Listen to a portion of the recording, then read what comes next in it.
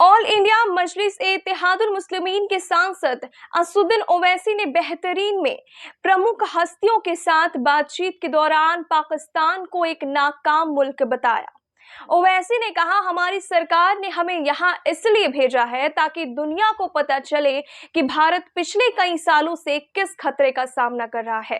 दुर्भाग्य से हमने कई निर्दोष लोगों की जान गंवाई है।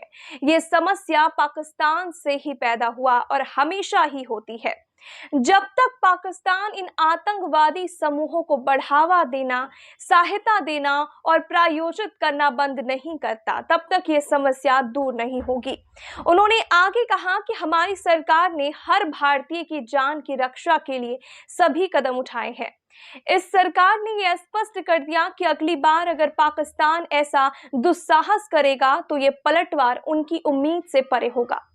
ओवैसी ने कहा कि भारत ने उकसावे के बावजूद बार बार अधिकतम संयम बरता है। पहलगाम हमले को याद करते हुए उन्होंने आतंकवाद की मानवीय कीमत पर जोर दिया।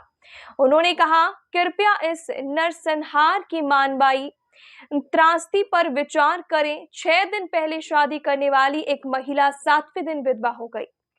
2 महीने पहले ही शादी करने वाली एक अन्य महिला ने भी इस हमले में अपने पति को खो दिया।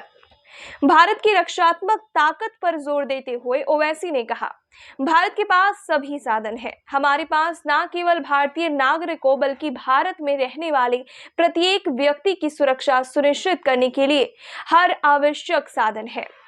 AIMIM नेता ने कहा, भारत की वायु रक्षा प्रणालियों ने सीमा पार से आने वाले खतरों को प्रभावी ढंग से रोका है।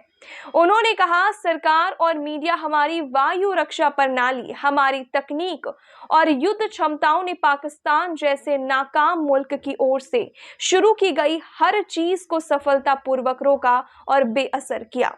ओवैसी ने आतंकवाद के वित्त पोषण पर अंकुश लगाने के लिए अंतर्राष्ट्रीय सहयोग की आवश्यकता पर बल दिया और बेहतरीन सरकार से पाकिस्तान को FATF की ग्रे सूची में वापस लाने के प्रयासों का समर्थन करने का आग्रह किया।